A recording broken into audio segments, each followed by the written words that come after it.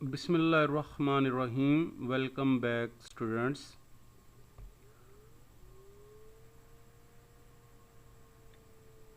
Need assessment process के अंदर हमने जो ऑर्गेनाइजेशन लेवल पे असेस करने के बाद पर्सन एनालिसिस जब करेंगे तो उसमें पहले हमने जो पर्सन करैक्टरिस्टिक्स जो हैं वो डिस्कस किए हैं,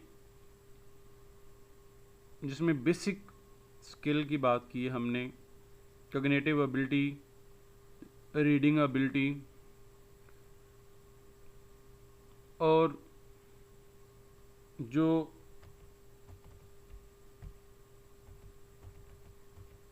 सेल्फ एफिकेसी है, awareness of training needs, career interest and goals, और लास्ट में हमने एज एंड जनरेशन की बात की है। नेक्स्ट वन है इसके अंदर इनपुट।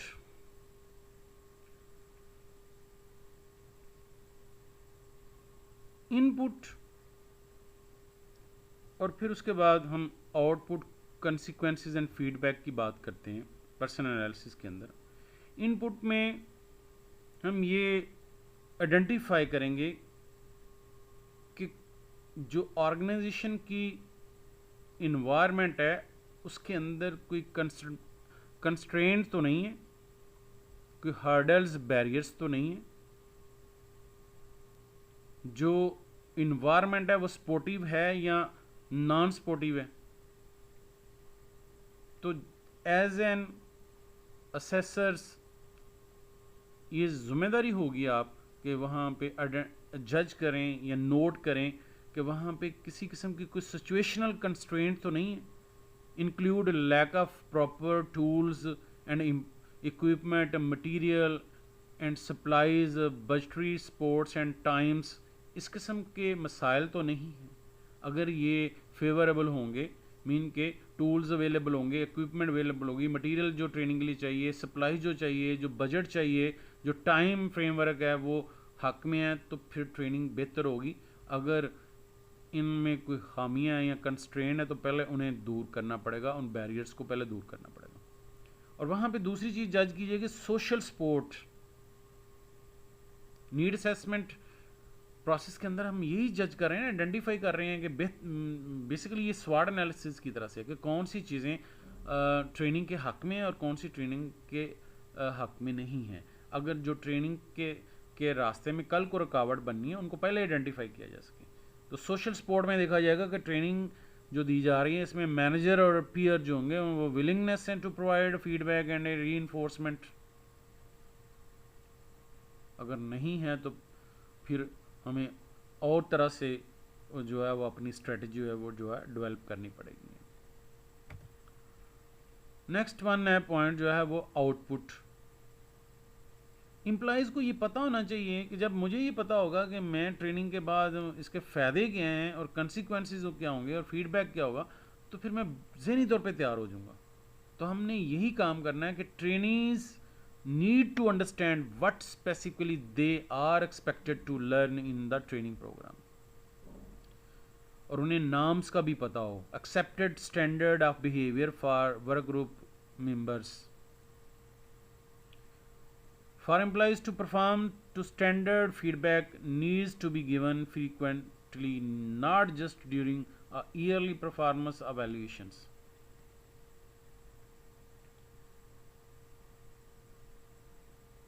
तो ट्रेनिंग के लिए जब हम नीड असेसमेंट करेंगे तो हम देखेंगे कि जो ट्रेनिंग जिनको दी जाए, ट्रेनिंग हो गए उनको ये पता है कि इस ट्रेनिंग के आउटपुट क्या होंगे, इसके कंसिक्वेंसी क्या होगा और फीडबैक कैसे होगा, कि आया ये ट्रेनिंग फ्रूटफुल है भी कि नहीं है, या इसके जो है वो कामयाब हुए कि नहीं है। इन सारी चीज़ों को हमने आइडेंटिफाई करना है इसके अंदर। और तीसरा जो पॉइंट है एनालिसिस के अंदर, पहला ऑर्गेनाइजेशन लेवल पे, दूसरा पर्सन वाइज, और तीसरा जो एनालिसिस करना है वो टास्क एनालिसिस। टास्क यानी आया किसी पर्टिकुलर जॉब को परफॉर्म करने के लिए ट्रेनिंग की ज़रूरत है। जॉब से क्या मुराद है? Job specific position requiring the completion of a certain task. तो टास्क क्या है? Employees work activity in a specific jobs. जो एक स्पेसिफिक जॉब के अंदर जो पर्टिकुलर टास्क परफॉर्म एम्प्लॉय करेगा वो टास्क कहलाता है, जो काम वो पर्टिकुलर सरंजाम देगा। तो जॉब अकाउंटेंट की हो सकती है, तो उसके अंदर जो वेज शीट तैयार करनी है ये टास्क है, तो आया उस टास्क को परफॉर्म करने के लिए ट्रेनिंग की ज़रूरत है कि नहीं है। टास्क एनालिसिस करते हुए हमने ये देखना है steps involve in task analysis के अंदर। सिलेक्ट द जॉब और जॉब्स टू बी एनालाइज्ड। सबसे पहले देखना है कि पूरी ऑर्गेनाइजेशन के अंदर जितने भी जॉब्स हैं उन सबको में से उनको बारी बारी चूज़ करना है, एक या ज़्यादा जॉब्स को। Develop a preliminary list of task perform on job, और हर जॉब्स के अंदर कौन कौन सी टास्क परफॉर्म करनी है, फाइनेंस के शोबे के अलावा, मार्केटिंग के शोबे के अलावा, इंजीनियरिंग के शोबे के अलावा, प्रोडक्शन के शोबे के अलावा। Interviewing and observing expert employees and their managers, talking with others who have performed a task analysis। जो हम पहले पढ़ चुके हैं कि नीड असेसमेंट के लिए डाटा इंफॉर्मेशन हासिल की जाएगी, और डाटा हासिल करने के लिए कई तरीके हैं। ऑब्जर्वेशन, इंटरव्यूज़ के ज़रिए, ऑब्जर्वेशन मेथड के साथ साथ हम क्वेश्चनर्स मेथड भी यूज़ कर सकते हैं। तो वही तरीके हम अडाप्ट करके हम जो टास्क को एनालिसिस कर सकते हैं। वैलिडेट और confirm the preliminary list of task, उसको कन्फर्म करेंगे दूसरों के साथ। Once the task have been identify, it is important to identify the knowledge, skill और ability necessary to successfully perform each task. तो सबसे पहले जॉब्स और जॉब की क्लासिफिकेशन, टास्क के अंदर हर टास्क को परफॉर्म करने के लिए नॉलेज चाहिए, स्किल चाहिए और एबिलिटीज़, और फिर हम जज करेंगे कि आया एम्प्लॉइज़ जो है उनमें इन टास्क को परफॉर्म करने के लिए नॉलेज की कमी है, स्किल की कमी है या एबिलिटी की कमी है। दूसरे लफ्ज़ों में ये जो नीड असेसमेंट प्रोसेस है बुनियादी तौर पे इस काबिल बना देता है ट्रेनर और कंपनी को कि वो जान लें ट्रेनिंग प्रोग्राम शुरू करने से पहले, ट्रेनिंग प्रोग्राम डेवलप करने, उसको अप्लाई करने, उसको एवेल्यूएट करने। यानी अगले जो हमने चैप्टर्स पढ़ने हैं, जो ट्रेनिंग प्रोग्राम डिज़ाइन करना है, ट्रेनिंग प्रोग्राम डिज़ाइन करने से पहले अगर ये काम नहीं करेंगे तो ट्रेनिंग प्रोग्राम हमें गलत रास्ते की, गलत समत की तरफ लेके जा सकता है।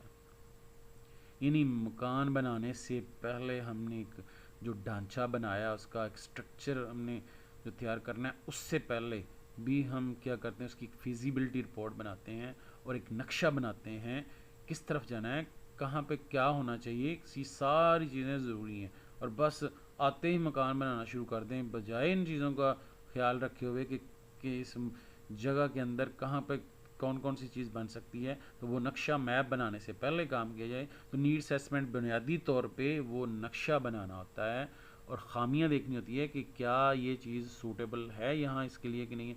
सेम इस तरह जब हम किसी ऑर्गेनाइजेशन के अंदर ट्रेनिंग प्रोग्राम जो है वो शुरू करने जाते हैं, ट्रेनिंग देने से पहले हमने ये देखना है कि ऑर्गेनाइजेशन की पोजीशन क्या है, जो वहाँ पे वर्कर काम कर रहे हैं उनकी एबिलिटी कैसी है, और जो टास्क वहाँ पे परफॉर्म करनी है उनको परफॉर्म करने के लिए किस किस्म के नॉलेज, स्किल और एबिलिटी की ज़रूरत है।